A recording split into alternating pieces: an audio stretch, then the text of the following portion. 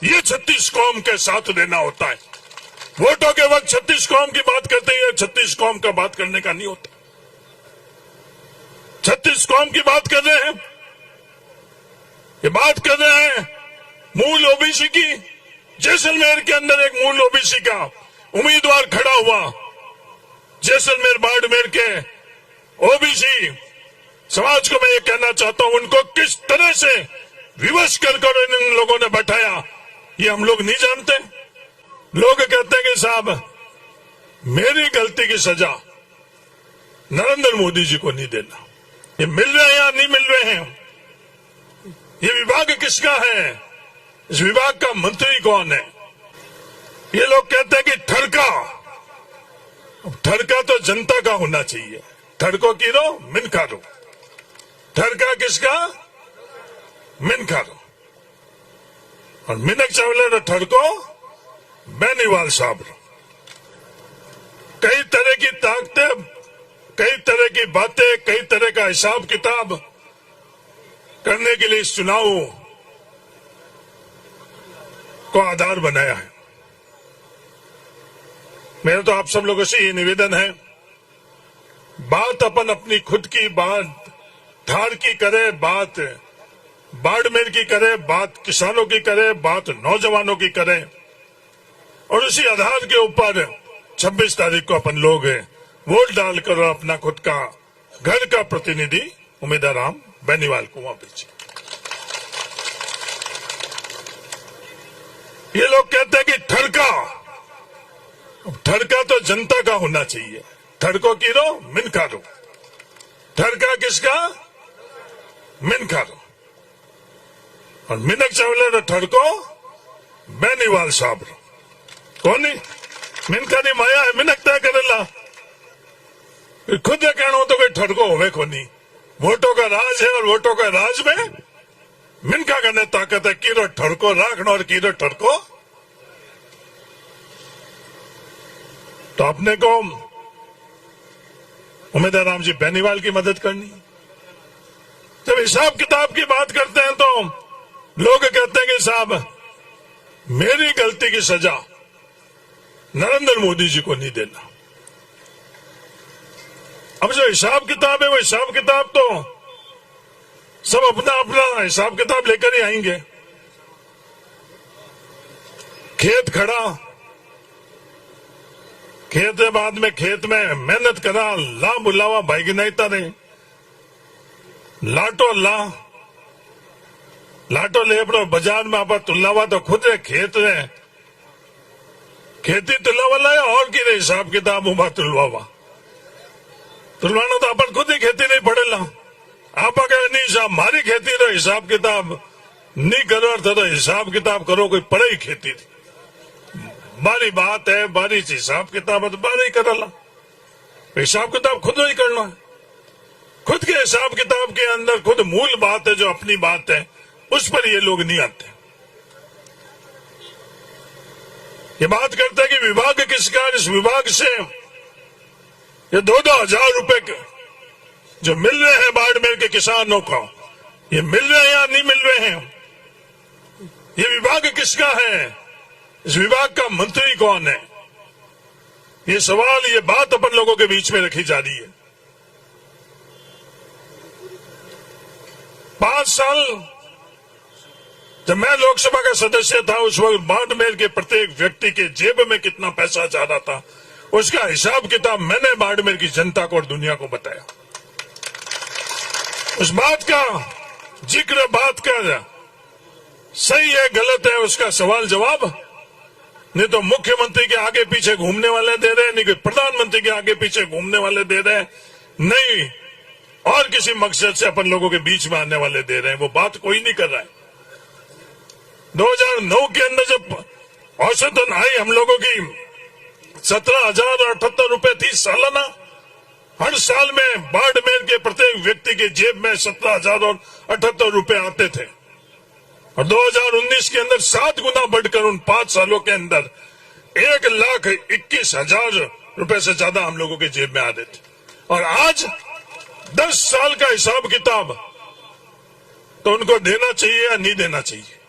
वो बात नहीं करेंगे। वो फसल बीमा के अंदर जो हम लोगों के खुद के हक के पैसे थे, हक के पैसे का फैसला होने के बावजूद भी मैं उनसे ये पूछना चाहता हूं कि जो टाटा एजी और किसानों का फैसला करने के लिए जिस मंत्रालय की आप बात करते हो कि वो मंत्री कौन, मैं, वो कृषि मंत्रालय है।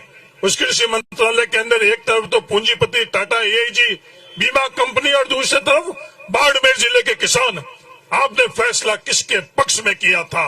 उत्तर है कि आपने फैसला टाटा एजी के लिए किया था और बाड़मेर के किसानों के जेब पर डाका डालकर और आपने वो पैसा टाटा एजी को दिया।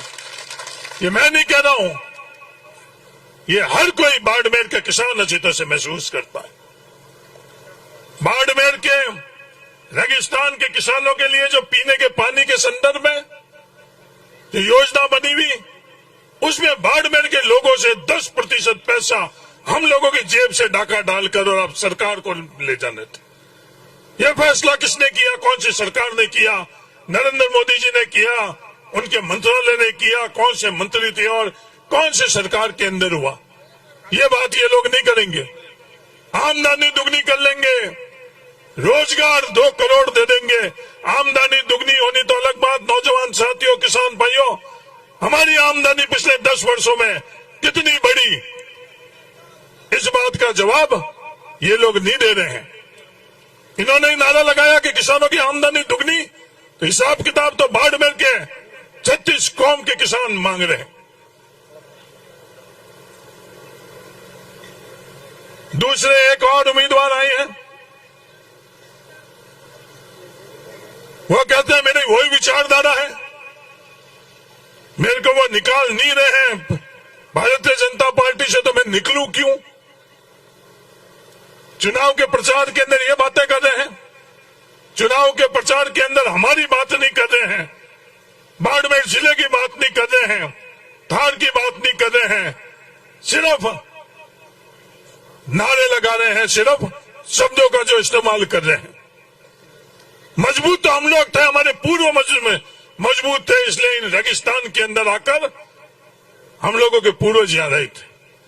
लीलसर के कोई भी किसान लीलसर का नहीं था। बाइतू के हम लोग, जो मेरा परिवार है, बाइतू के नहीं थे, बीकानेर से आए थे और 36 कौम साथ में हम लोग आए थे और भाईचारे के हिसाब से 36 कौम हम आज भी साथ में रह रहे हैं। मैं उनको बताना चाहता हूं, जो बात कर रहे हैं यहाँ की, हमारे पूर्वजों ने, हम लोगों ने खेत पर, हल पर बाद में हाथ रखा और पहले गांव के 36 कौम के गरीब के लिए मांगा, पशु के लिए मांगा, पक्षी के लिए मांगा और आखिरी में हमारे परिवार के लिए मांगा। ये 36 कौम के साथ देना होता है। वोटों के वक्त 36 कौम की बात करते हैं, 36 कौम का बात करने का नहीं होता। 36 कौम की बात कर रहे हैं, ये बात कर रहे हैं मूल ओबीसी की। जैसलमेर के अंदर एक मूल ओबीसी का उम्मीदवार खड़ा हुआ, जैसलमेर बाड़मेर के ओबीसी समाज को मैं ये कहना चाहता हूं, उनको किस तरह से विवश कर इन लोगों ने बैठाया, ये हम लोग नहीं जानते। जो महाराज मूल ओबीसी को लेकर और इन विधानसभा चुनाव के अंदर खड़े हुए, उनके साथ आप लोगों ने क्या व्यवहार किया और क्या आचरण किया, ये बाड़मेर जैसलमेर के 36 कौम अच्छी तरह से जानते हैं। जब ओबीसी की बात आई, ओबीसी के आरक्षण बनाने के लिए बात आई, एक अक्षर भी इन दोनों में से किसी ने बात करी? हमारा हक और अधिकार था, संविधान के हक और अधिकार से हम लोगों का 21% से ज्यादा हम लोगों का हक और अधिकार था। और ये दोनों क्या बात कर रहे हैं? आप अपनी ताकत इन लोगों को दो, 400 पार कराकर ये संविधान बदलेंगे। बाबा साहब भीमराव अंबेडकर जी का दिया हुआ संविधान बदलने के लिए अपन लोगों के बीच के अंदर ये दोनों के दोनों आई है। अपन लोगों की ताकत लेकर वही संविधान बदलने की कोशिश कर रहे हैं। ये जवाब 26 तारीख को आप लोगों को देना है। ये बात कर रहे हैं गफूर अहमद जी, आपने बात करी, कभी भी रीस खाकर नाराज होकर किसी का मदद करना है तो अपने लोगों की मदद करना। ये भेष बदल कर आए हुए लोगों को मदद कर अगर आप करोगे तो आपका और हमारा नहीं, इस देश को पूरे का नुकसान होगा, संविधान को नुकसान होगा, हर इंसान का नुकसान होगा। अपन साथ में थे, किसी भी तरह के ये विवाद पैदा करना चाहते हैं। उम्मीदवार राम जी बेनीवाल को उम्मीदवार बनाने के पीछे आज देश में इतनी बड़ी लड़ाई है। छोटी मोटी अपन लोगों की आपस की कोई भी बात है, अगर उसको नजरअंदाज कर हम लोग एकजुट नहीं होंगे तो हम लोग मजबूती से अपन लोगों की लड़ाई नहीं लड़ सकते। ये सच्चाई। यहां आकर इन लोगों को किसान याद आते हैं, यहां आकर इन लोगों को जाट याद आते हैं। जब जाटों के खिलाड़ी दिल्ली के फुटपाथ के ऊपर बैठे थे, मैं इन लोगों से पूछना चाहता हूं, उस दिन ये कहां थे? दिल्ली के अंदर आप लोगों ने भेजा, आप लोगों ने दिल्ली में भेजा और कुछ चंद कदम दूर ये थे। पर ये लोग उन किसानों के लिए, जाटों के खिलाड़ियों के लिए इनके पास 1 मिनट नहीं था। यादव के खिलाड़ियों के लिए इनके पास 4 कदम जाने के लिए नहीं था। जब ताकड़ी तोली गई तो एक किसान के लिए और जाट के जैसे, और ये दूसरी तरफ अपने खुद के दिल के लिए जब बात हुई तो अन्याय होते हुए भी हम लोगों के साथ में खड़े नहीं रही। कृषि बिल के समय जब ये बात करते हैं कि ये कौन सा मंत्रालय है, हिंदुस्तान के किसानों के साथ अन्याय हो रहा था, कभी एक शब्द भी इन्होंने बोला? किसानों के लिए एक शब्द भी बोला? माफी किसने मांगी? नरेंद्र मोदी जी ने। माफी किसने मंगवाई? हिंदुस्तान के किसानों ने। कृषि मंत्री ने माफी नहीं मांगी। जिस दिन इस कृषि बिल को वापस लेना था उससे 2-3 दिन पहले ही कृषि मंत्री जो कह रहे हैं कि मैं आपका हूं, वो किसके साथ में खड़ा था? वो किसानों के साथ में नहीं खड़े थे। मैं बोलने के लिए नहीं बोल रहा हूं, कोई भी आंकड़े और कोई भी समय, उस समय कौन क्या बोल रहा था, कोई कौन क्या कर रहा था।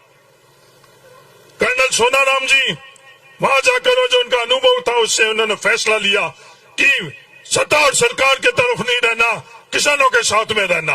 मैं तहे दिल से आपको धन्यवाद देना चाहता हूं। कुछ फैसले होते हैं, फैसले के तरीके रहते हैं, कमी पेशी होती है।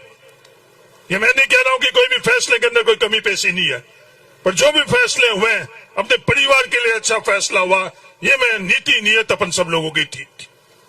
कल हरियाणा के अंदर सर छोटू राम जी के परिवार से